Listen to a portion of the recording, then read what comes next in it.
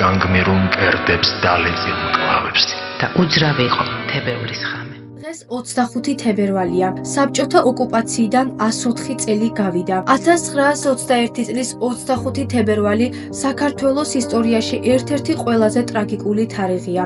დღე, როდესაც თბილისი რუსულმა მე-11 წითელმა არმიამ დაიკავა და შედეგად საქართველომ თავისუფლება დაკარგა და საბჭოთა იმპერიის ნაწილად იქცა. 1921 წლის ოკუპაციას წინ უძღოდა 1918 წლის 26 მაისს საქართველოს ეროვნული საბჭოს მიერ დამოუკიდებლობის გამოცხადება.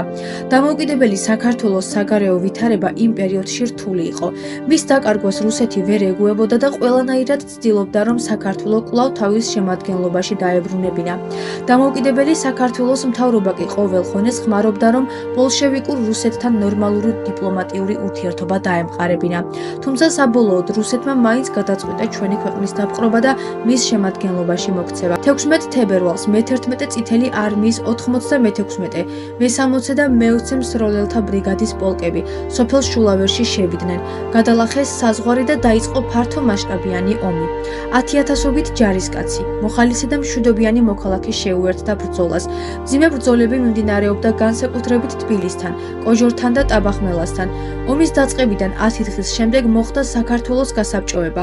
დღევანდელ თავისუფლების მოედანზე ამჟამინდელ საკრებულოს შენობასთან კომუნისტებით სავსე პირველი სამხედრო მანქანა დადგა. 26 თებერვალს გასაბჭოებიდან მეორე დღეს ქალაქის მოსახლეობამ რუსთაველის გამზირზე უზარმაზარი სამგლოვიარო პროცესია მოაწყო. წითელმა არმიამ კი 25 თებერვლიდან 17 მარტამდე საქართველოს დანარჩენი ტერიტორიებიც დაიკავა. საქართველოს მთავრობის წევრთა დიდი ნაწილი საზღვარგარეთ გაიხიზნა.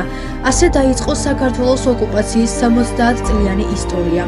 2008 წლის აგვისტოს ომიდან 2 წლის შემდეგ 2010 წელს საქართველოს პარლამენტმა მიიღო კანონი, რომლის მიხედვითაც 25 თებერვალი საბჭოთა ოკუპაციის დღედ გამოცხადდა. ოკუპაციის მსხვერპლთა პატივსაცემად ამ დღეს საქართველოს მთელ ტერიტორიაზე სახელმწიფო დროშები ეშვება.